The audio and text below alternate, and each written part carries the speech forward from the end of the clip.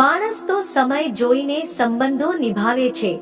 દરેક વ્યક્તિ દિલાસો આપે છે, પરંતુ જે સૌથી વધુ દિલાસો આપે છે તે પોતાના દુઃખમાં મોટે ભાગે એકલો રહી જાય છે. કારણ કે આપનારા ઘણા છે, પરંતુ વહેંચનારા ઓછા. આજે નવા અમીરોના ઘરે જાઓ તો તેઓ દરેક વસ્તુની કિંમત જણાવે છે. કેમ?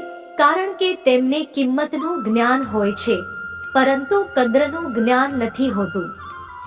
જો જીવનમાં કંઈક મોટું કરવું હોય તો પહેલા એ સમજવું પડશે કે શાંતિ કોઈ કમજોરી નથી, બલકે સૌથી મોટી તાકાત છે. ધીમે ચાલવું એ હાર નથી, બલકે એ દર્શાવે છે કે તમને તમારા લક્ષ્ય પર પૂરો ભરોસો છે. દરેક વસ્તુને પકડવાની ઉતાવળ, દરેક સવાલનો તાત્કાલિક જવાબ, આ બધું ફક્ત તમારા અંદરના ડરની ઓળખ છે. પગ હળવો રાખો જ્યારે નાવડીમાંથી ઉતરવું હોય, કારણ કે જમીન પણ કિનારે ખસે છે. ક્યારેક જે ઠોસ દેખાય છે તે સ્થિર નથી હોતું, એટલે અંદરની સ્થિરતાને પકડો, કારણ કે બહારની દુનિયા તો દરરોજ બદલાય છે. સમયની માર જો તમને તોડી રહી હોય તો ગભરાશો નહીં, તે તમને ઘડી પણ રહી છે. જે તૂટે છે તે જ ફરી નિખરે છે, કારણ કે અગ્નિ પરીક્ષા ફક્ત સોનાની જ નથી હોતી, માનવ આત્માની પણ થાય છે. જો જીવનમાં આગળ વધવું હોય તો સૌથી પહેલો સાથ તમારે ધૈર્યનો આપવો પડશે. ઉતાવળ ના કરો, શાંત થઈ જાઓ, કારણ કે આ જીવન એક પ્રક્રિયા છે, ત્વરિત પરિણામોની રમત નથી. જેમ માણસો ઘડા પાણી પર નાખી દે તો પણ ફળ ત્યારે જ આવશે જ્યારે ઋતુ આવશે, બસ તેમ જ તમારા પ્રયાસોની પણ પોતાની ઋતુ છે. દરેક ફૂલની એક ઉંમર હોય છે, દરેક ફળનો એક સમય. તમે ગમે તે કરો, પ્રકૃતિ પોતાના નિયમોથી નથી ડગતી. આપણે ઘણીવાર પ્રકૃતિને વાંચવાનું ભૂલી જઈએ છીએ, પરંતુ જો ક્યારેક થંભીને જુઓ તો દરેક વૃક્ષ, દરેક ઝરણું, દરેક સૂર્યકિરણ તમને એ જ સમજાવે છે કે જે થઈ રહ્યું છે તે સમય અનુસાર થઈ રહ્યું છે. બસ તમારી અંદર ધૈર્યના મૂળ ઊંડા હોવા જોઈએ. હવે સાંભળો એક વાર્તા. એક મુસાફર પોતાના ઘોડા પર સવાર હતો. રસ્તામાં ઘોડાને તરસ લાગી. તે એક ખેડૂત પાસે પહોંચ્યો જે બળદો દ્વારા રેહટ ચલાવતો હતો.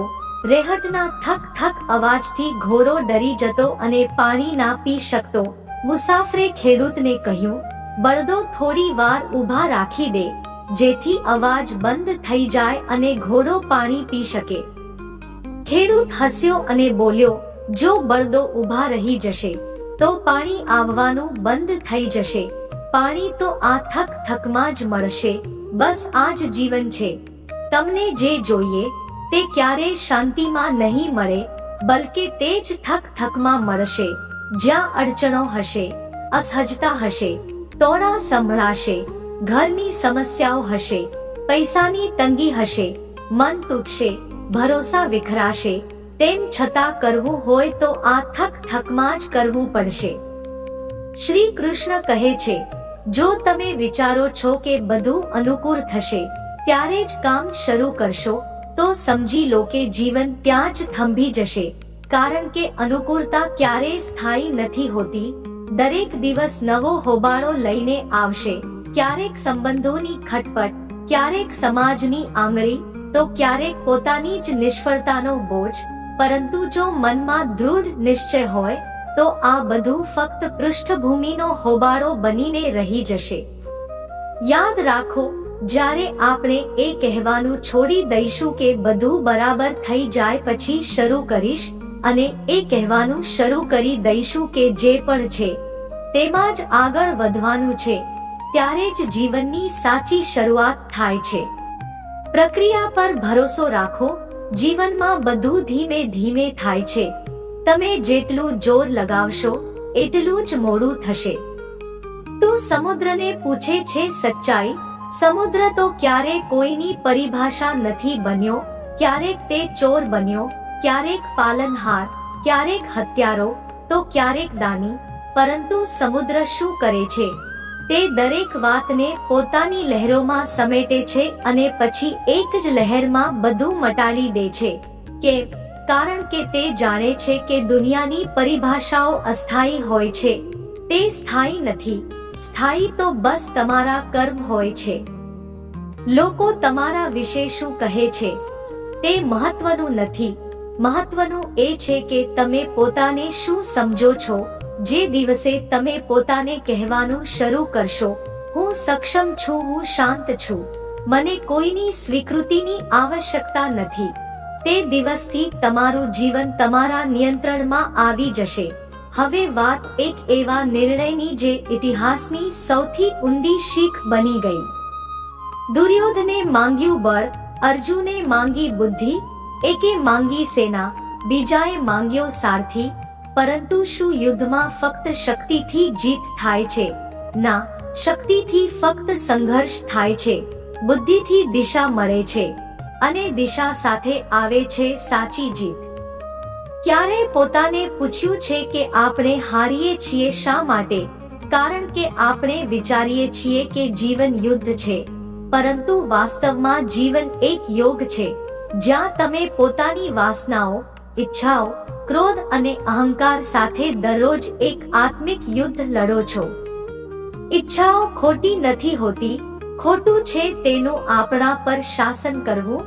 જ્યાં સુધી ઈચ્છાઓ તમારી પ્રેરણા છે, ત્યાં સુધી તે તમને ઊંચાઈ આપે છે. પરંતુ જે દિવસે ઈચ્છાઓ તમને નિયંત્રિત કરવા લાગે, તે તમને થકવી દે છે, ભાંગી પાડે છે. ઈચ્છાઓ મર્યાદિત હોય તો સંકલ્પ બને છે, અનંત હોય તો અસંતોષની અગ્નિ. શું તમને સુખ શાંતિ જોઈએ છે કે ફક્ત સફળતા? સફળતા ભીડમાં રહીને મળી શકે છે, પરંતુ સુકૂન ત્યારે જ મળે છે જ્યારે તમે એકાંતમાં તમારી અંદરની શાંતિને સાંભળી શકો. ધન કણે કણે બને છે, પરંતુ ગુણ એક ક્ષણના જાગરણથી બને છે. એટલે જો ધનવાન બનવું હોય તો સખત મહેનત કરવી પડશે, પરંતુ જો ગુણવાન બનવું હોય તો જીવનના દરેક શ્વાસને સાર્થક બનાવવો પડશે. યાદ રાખો, આ જીવનનું ધન આગલા જન્મમાં કામ નહીં આવે, પરંતુ આ ક્ષણોમાં કમાયેલું પુણ્ય જન્મો જન્મ સુધી તમારી સાથે આવશે. દરેક દિવસ એક નવી તક છે, દરેક સવાર એક નવી શરૂઆત, દરેક સાંજ આત્મમંથનનો સમય.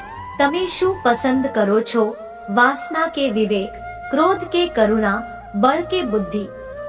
શ્રી કૃષ્ણ કહે છે કે સમુદ્રની જેવા બનો, જેના પર લાછન પણ લાગે તો પણ તે વહે છે, જેની સ્તુતિ થાય તો પણ તે નથી રોકાતો, તેની લહેરો ક્યારે ફરિયાદ નથી કરતી, ક્યારે અપેક્ષા નથી રાખતી, બસ આવે છે, સ્પર્શે છે અને પાછી જતી રહે છે.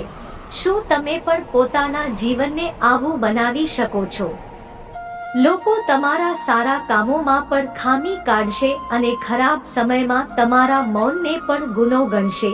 તમે બસ કર્મ કરતા રહો, કારણ કે જે લોકો જામફળમાં મીઠું લગાવીને ખાય છે, તેમને સ્વાદની પરખ નહીં, આદતની બીમારી હોય છે.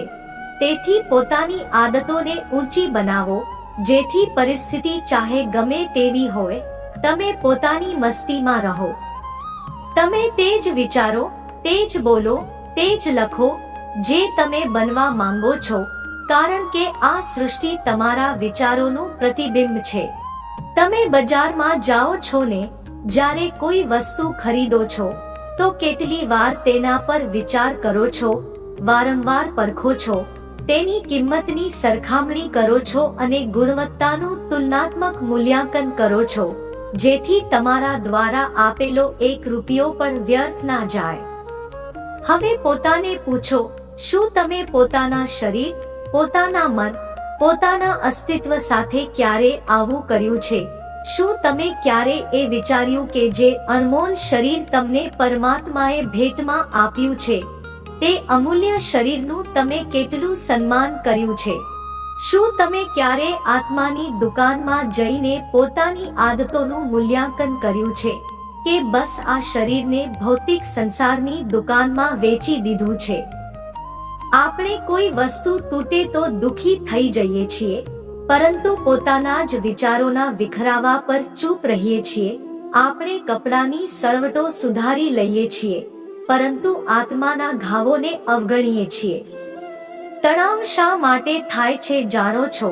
કારણ કે તમે તે નથી જે તમે બનવા માંગતા હતા, અને જે તમે છો તેને તમે સ્વીકારી નથી શકતા. એ જ તો છે તણાવનું મૂળ. તમારી ઈચ્છિત અને વાસ્તવિક સ્થિતિ વચ્ચેની ખાણ જ તો પીડા છે. હવે વિચારો શું થશે જો તમે આ ખાણને ભરવાનું શરૂ કરો? કેવી રીતે અપેક્ષાઓ છોડીને સ્વીકારવાનું શરૂ કરીને જ્યારે તમે જીવનને જેવું છે તેવું સ્વીકારી લેશો, ત્યારે તણાવની જગ્યાએ શાંતિ આવી જશે. મિત્રો, આ વિડીયોમાં બસ આટલું જ. જલ્દી મળીશું આપણે બીજા જ્ઞાનવર્ધક વિડીયો સાથે. વિડીયોને અંત સુધી જોવા બદલ તમારો ખૂબ ખૂબ આભાર. જય શ્રી કૃષ્ણ.